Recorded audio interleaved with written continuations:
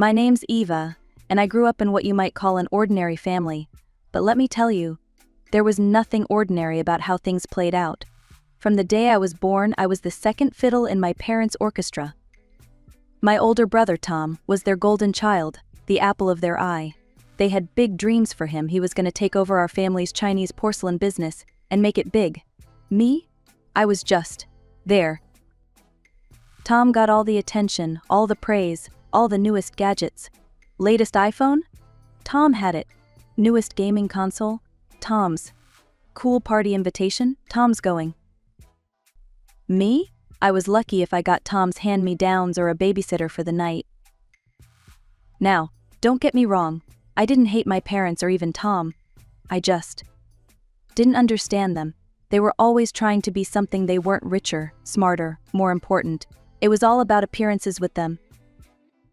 Eva, stand up straight, Mom would hiss at family gatherings. And for goodness sake, smile. What will people think? I'd plaster on a fake smile and count the minutes until I could escape to my room. The only bright spot in all this was my grandparents, Mom's parents. They lived in a cozy little house across town, and visiting them was like stepping into another world. With them, I felt seen, loved. It was the only place I felt I could truly be myself. When Tom graduated high school, it was a big to-do. My parents threw a lavish party, invited all their important friends, and announced proudly that Tom would be attending some fancy-pants college they'd handpicked for him. Our boy's going places, Dad boasted, clapping Tom on the back. He'll make the family proud. Tom went to college, and I stayed at home. It's been a few years, and I researched schools, picked out a program I was passionate about. All I had to do was tell my parents. The next day, I gathered my courage and approached them at breakfast. Mom, Dad, I said, my voice shaking a little. I've decided on the college I want to attend. They looked at me like I'd grown a second head. College, Dad scoffed. You? Mom laughed, a high, fake sound that set my teeth on edge. Oh, Eva, don't be silly. You don't need college, you'll work in the shop with us. But I want to study, I started, but Dad cut me off. We're not wasting money on your education, he said firmly. That money's going towards Tom's new car. I stood there, shocked into silence. Then Mom delivered the final blow. Face it, Eva, she said, not unkindly, but with a patronizing smile. You're just not college material, you'll be much happier in the shop. I felt like I'd been punched in the gut. All my dreams, all my hard work, meant nothing to them. I ran from the room, tears streaming down my face, and did the only thing I could think of. I called my grandparents. Tears streaming down my face, I could barely get the words out. Grandma, they said I'm not college material, I sobbed into the phone. There was a moment of silence, then Grandpa's voice came on the line, firm and angry. Pack your bags, Eva, we're coming to get you. An hour later, I was throwing clothes into a suitcase when my parents burst into my room. What do you think you're doing, Mom demanded. I'm leaving, I said, my voice shaky but determined. Dad scoffed. Don't be ridiculous. Where would you go? Just then, the doorbell rang. I heard Grandpa's booming voice downstairs, and a wave of relief washed over me. She's coming with us, Grandpa said as he appeared in my doorway, Grandma right behind him. Now wait just a minute, Dad started, but Grandpa cut him off. Eva's 18. She can live wherever she damn well pleases, he growled, and right now she pleases to live with us. Mom tried to argue, but I was already hauling my suitcase down the stairs. As we drove away, I watched my childhood home disappear in the rearview mirror. I thought I'd feel sad, but all I felt was free. That night, over a home-cooked dinner, my grandparents laid out their plan. We've been saving for years, Grandma said, reaching for my hand. We always knew you were destined for great things, Eva. We want to pay for your college. And just like that, my life changed. I enrolled in the college of my dreams, ready to tackle whatever came my way. Every month, without fail, a small amount of money would appear in my account for accommodation, the note always said. I threw myself into my studies with a passion I never knew I had. Late nights in the library, heated debates in class, projects that challenged me in ways I'd never been challenged before. I loved every minute of it. One day, after presenting a particularly difficult project, my professor pulled me aside. "Eva, I'm impressed," she said, a rare smile on her usually stern face. "How would you like to intern at Stellar Corp this summer?" My jaw dropped. Stellar Corp was the most prestigious company in the city. Everyone wanted to work there. Are you serious?" I stammered. She nodded. "I'm recommending you personally. Don't let me down." I practically floated out of the classroom. Me, Eva, the girl who was not college material, landing an internship at Stellar Corp. For the first time in my life, I felt like I was exactly where I was meant to be. The future was wide open, and I was ready to grab it with both hands. I was in my 3rd year of college when the unexpected call came. My older brother Tom had already graduated and landed a job. He'd been bragging about some big promotion, and now my parents, who had hardly spoken to me in years, suddenly wanted me to come home to share in Tom's success. I spent the next few days debating whether to go. Part of me wanted to stay away, to protect the life I'd built for myself. But another part, well, maybe things had changed, maybe they finally saw me differently. In the end, I decided to go. What's the worst that could happen, right? I arrived at my old house on Friday evening, feeling like a stranger as I walked up the familiar driveway. Mom answered the door, all smiles and air kisses. I'd just finished unpacking when I heard the front door open, and Tom's voice drift up the stairs. "Mom, Dad, we're here." Curious, I headed downstairs. Tom was standing in the living room, his arm around a pretty blonde girl I'd never seen before. "Everyone, I'd like you to meet Sarah," Tom announced, beaming, "my fiancée." Mom let out a squeal that could have shattered glass, while Dad pumped Tom's hand enthusiastically. I stood on the sidelines, feeling like an outsider at a party I hadn't been invited to. "It's nice to meet you," I said to Sarah, who smiled warmly at me. "You must be Eva. Tom's told me so much about you."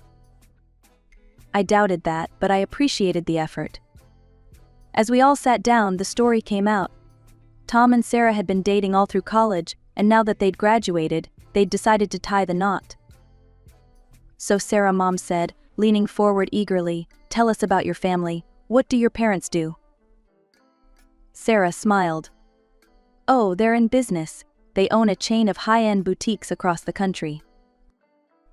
I swear I could see dollar signs light up in my parents' eyes. Dad puffed up like a peacock. "Well, we're thrilled to welcome you to the family," he declared. "Now about the wedding. I think we should spare no expense. In fact, I'd be happy to cover half the cost myself." I nearly choked on my drink. Half the wedding costs? This from the man who wouldn't spend a dime on my college education. "That's very generous," Sarah said, looking a bit uncomfortable. "But really, there's no need." "Nonsense," Dad boomed. "We want this to be the event of the season. Nothing but the best for my son and his bride." I caught Tom's eye across the room. He looked embarrassed? Uncomfortable? It was hard to tell. For a moment, I almost felt sorry for him. As the evening wore on, the wedding plans grew more and more extravagant. A 5-star venue, gourmet catering, designer dresses. My parents were going all out to impress Sarah's family. The next morning, I woke up to the sound of raised voices downstairs. Groaning, I dragged myself out of bed and crept down the stairs, curious about what new drama was unfolding. Tom and Sarah were standing in the living room, a sleek folder in Sarah's hands. My parents sat on the couch, looking confused. "What do you mean?" another city dad was saying, his face turning an alarming shade of red. Sarah opened the folder, revealing glossy photos of a stunning beach resort.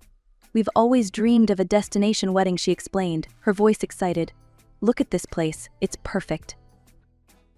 I watched as my father's eyes bulged at the price list Sarah handed him.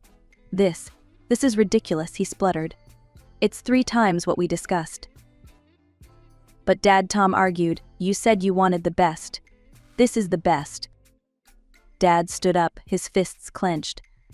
"I meant the best in our hometown, where our friends can attend. Who's going to travel across the country for your wedding?"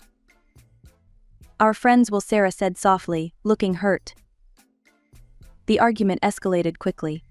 Dad insisted on a local wedding, while Tom and Sarah stood their ground on the destination plan. I stood in the corner, feeling like I was watching a tennis match, my head swiveling back and forth between the two sides. Finally, Dad exploded. Enough. It's either a wedding here the way I want it, or you're on your own. The room fell silent. Tom's face hardened, a look I'd never seen before. Fine, he said coldly, we'll do it on our own. With that, he grabbed Sarah's hand and stormed out, slamming the door behind them. Dad collapsed onto the couch, his face in his hands. Mom fluttered around him, murmuring soothing words. I stood there awkwardly, not sure what to do. I'm going to head back to college, I said quietly. Neither of them responded. I packed my bags and left, grateful to escape the tension-filled house. Back at college, I threw myself into my studies, trying to forget the family drama. Weeks turned into months and life went on. I was deep into my final project when I got the call that changed everything. Is this Eva Thompson? A formal voice asked. Yes, that's me, I replied, my heart racing. This is Mr. Johnson from Johnson Associates law firm. I'm afraid I have some bad news. Your grandparents, Robert and Margaret Thompson, were in a car accident 3 days ago. I'm sorry to inform you that they didn't survive. The world seemed to tilt on its axis. My grandparents. Gone? It couldn't be true. They were the only ones who had ever truly believed in me, supported me. And now... Miss Thompson, the lawyer's voice brought me back to reality. There's something else we need to discuss. Your grandparents will. I listened in a daze as Mr. Johnson explained that I was the sole beneficiary. My grandparents had left me everything, their cozy house, their savings, everything. I sat on my bed after the call ended, trying to process it all. Grief for my grandparents warred with disbelief over my inheritance. I was now the owner of a house and had a substantial amount of money in the bank. The dust had barely settled on my grandparents' funeral when the vultures started circling. I was still trying to process my grief when Tom showed up at my door, all smiles and fraternal love. Eva, sis, he exclaimed, pulling me into a hug that felt about as genuine as a $3 bill. How you holding up? I stepped back, eyeing him warily. I'm managing. What are you doing here, Tom? He sauntered into my apartment like he owned the place, making himself comfortable on my couch. Well, I heard about Grandma and Grandpa's will. That's quite a windfall you got there, huh? And there it was. I crossed my arms, already knowing where this was heading. Look, Eva, Tom said, his voice taking on that wheedling tone I knew all too well. Sarah and we're still trying to put together our dream wedding, and now that you've come into some money. I cut him off. No, Tom, I'm not paying for your wedding. His face fell, then hardened. Come on, Eva. Don't be selfish. It's not like you earned that money. We all know you were just sucking up to them to get their money. The accusation hit me like a slap in the face. How dare you, I hissed. I loved them. They were the only ones who ever believed in me. Yeah, because you played them like a fiddle. Tom was on his feet now, shouting, Poor little Eva, so neglected. Give me a break. At least I'm not a spoiled brat who thinks the world owes him a fancy wedding, I shot back. We went back and forth, hurling accusations and old grievances at each other. Years of resentment and hurt came pouring out. By the time Tom stormed out, slamming the door behind him, I was shaking with anger and hurt. I thought that was the end of it. I was wrong. A few days later, my phone exploded with messages from relatives I hadn't heard from in years. Apparently my parents had been busy. How could you be so selfish, Eva? Your poor brother just wants a nice wedding. I always knew you were trouble. The messages went on and on. I called my parents, demanding an explanation. Well, what did you expect? Mom sniffed, refusing to help your own brother. It's shameful. You didn't want to pay for his ridiculous wedding either, I reminded her. That's different, Dad chimed in. We're his parents. You're just being greedy with your inheritance. I couldn't believe what I was hearing. Greedy? I worked my ass off in college while you two showered Tom with everything he wanted. Watch your language, young lady, Mom scolded. This is exactly why we always preferred Tom. He knows how to behave in polite society. Over the next few weeks, the family divide grew wider. Invitations to family events stopped coming. My cousins unfriended me on social media. It was like I'd been erased from the family tree overnight. At first it hurt. A lot. But as the days went by, I started to feel relieved. No more pretending, no more walking on eggshells, no more feeling like the family disappointment. I threw myself into my studies with renewed vigor. I had 1 semester left, and I was determined to graduate with honors. My grandparents had believed in me, had given me this amazing gift. I wasn't about to let them down. The day I graduated from college should have been one of the happiest of my life. Instead, I felt empty. There was no one in the audience cheering for me, no proud parents taking photos, no celebratory dinner afterwards. I collected my diploma and went home alone. The next few weeks were a blur of job applications and interviews. I was determined to make something of myself, to prove to everyone, especially myself, that I was worth something. Then, out of the blue, my phone buzzed with a message from Tom. I nearly dropped it in shock. Hey Eva, I know we haven't talked in a while, but I'm getting married next month. It would mean a lot if you could come. Call me. I stared at the message for a long time before finally hitting the call button. Eva, Tom's voice was hesitant. Thanks for calling. Look, I messed up. I've been thinking a lot about how I treated you, how we all treated you. I was a spoiled brat, and I'm sorry. I was stunned into silence. You're my sister, Eva, he continued. You and our whole family, you're important to me. I want everyone there for my big day. Please say you'll come. I felt a lump in my throat. I'll think about it, I managed to say before hanging up. The day of the wedding arrived, and I found myself standing outside an elegant hotel, clutching an expensive gift and feeling like I was about to walk into the lion's den. The venue was stunning. Flowers everywhere, crystal chandeliers, a string quartet playing softly in the corner. For a moment I felt underdressed in my simple cocktail dress. I spotted Tom across the room, looking dashing in his tuxedo. Taking a deep breath, I made my way over to him. Congratulations, I said, forcing a smile. Tom's face lit up. Eva, you came. He pulled me into a hug, and for a moment I let myself believe that everything might be okay. We chatted for a few minutes and I started to relax. Maybe this wouldn't be so bad after all. Then I saw them. Mom and Dad, making their grand entrance. Mom was dripping in jewelry, Dad in a tux that looked like it cost more than my monthly rent. They swept into the room like royalty, greeting guests with air kisses and condescending smiles. Oh darling, my son's wedding is just divine, I overheard Mom saying to another guest. Of course we spared no expense. Only the best for our Tom. I had to stifle a laugh. Same old Mom and Dad, always putting on a show. As the evening wore on, I did my best to avoid them, sticking to the edges of the room and making small talk with distant relatives who didn't seem to remember our falling out. But I couldn't shake the feeling that something was off. The way Mom kept glancing at me, the hushed conversations that stopped when I walked by. It was like waiting for the other shoe to drop. The evening was in full swing when Dad clinked his glass, calling for everyone's attention. It's time for the family toast, he announced, beaming with pride. My stomach dropped. I hadn't prepared anything, but before I could protest, Mom was dragging me towards the stage. I stumbled after my parents, feeling like a lamb being led to slaughter. Dad started the speech, his voice thick with emotion. Tom, Sarah, we couldn't be prouder. Your love is an inspiration to us all. Mom chimed in, we've always been a close-knit family, supporting each other through thick and thin. I stood there, trying to keep a neutral expression, wondering what alternate reality they were living in. Then Dad dropped the bomb. In fact, we loved Tom so much that we took out a substantial loan to pay for this beautiful wedding. Wait, what? I thought they'd refuse to pay for the destination wedding. But Dad wasn't finished. Of course we won't be paying back that loan ourselves.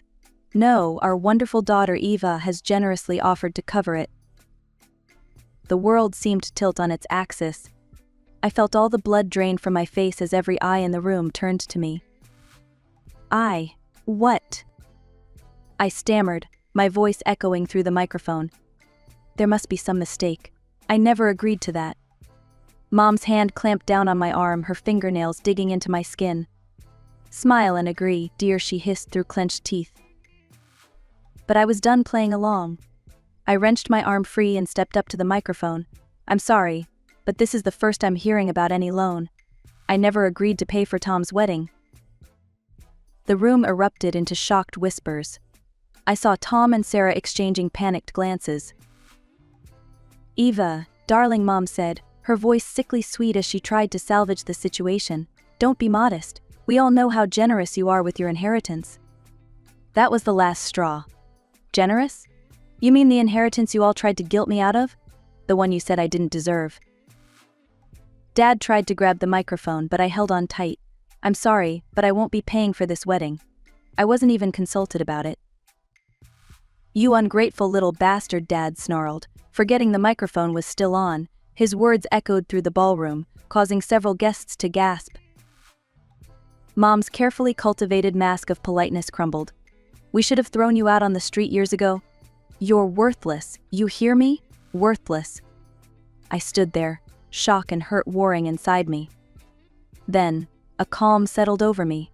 Without another word, I handed the microphone to the wide-eyed DJ and walked off the stage. As I made my way through the stunned crowd, I heard my parents' voices behind me, alternating between apologies to the guests and more insults hurled at my back. I made it to my car before the tears started. As I drove home, my phone exploded with messages, some supportive, most accusatory. I blocked them all. At home, I double-locked the door and sank to the floor, my mind reeling. Had this all been a setup? Had Tom's apology just been a ploy to get me to pay for his wedding? I felt sick, betrayed, angry, but underneath it all, there was a small spark of relief. The mask had finally come off. There was no more pretending, no more hoping for a family that clearly didn't want me. I woke up the next morning feeling like I'd been hit by a truck. My eyes were puffy from crying, and my head pounded with the mother of all headaches. I was contemplating spending the entire day in bed when there was a knock at the door. Peering through the peephole, I was shocked to see Tom standing there, looking as rough as I felt. Eva, please, he called through the door. I've been trying to reach you all night. Can we talk? Part of me wanted to tell him to go to hell, but curiosity won out. I opened the door a crack, eyeing him warily. What do you want, Tom? He held up his hands in surrender, to apologize, and explain. Please, can I come in? Against my better judgment, I let him in. We sat at my small kitchen table, 2 cups of coffee between us like a peace offering. I swear to you, Eva, I had no idea about Mom and Dad's plan, Tom began, his voice thick with emotion. When you stormed out, I confronted them. It was ugly. I snorted. Yeah, I bet. No, you don't understand, Tom insisted. Sarah and I, we never asked them for money. We were paying for the wedding ourselves. This whole loan thing, it was all their idea. They wanted to look good in front of Sarah's family. I felt a weight lift off my chest. So you didn't set you up? God, no, Eva. I meant what I said before the wedding. I want to make things right between us. As Tom talked, I saw a side of him I'd never seen before. He told me about how Sarah had opened his eyes to how dysfunctional our family was, how her parents treated their children with love and respect, not as pawns in some social climbing game.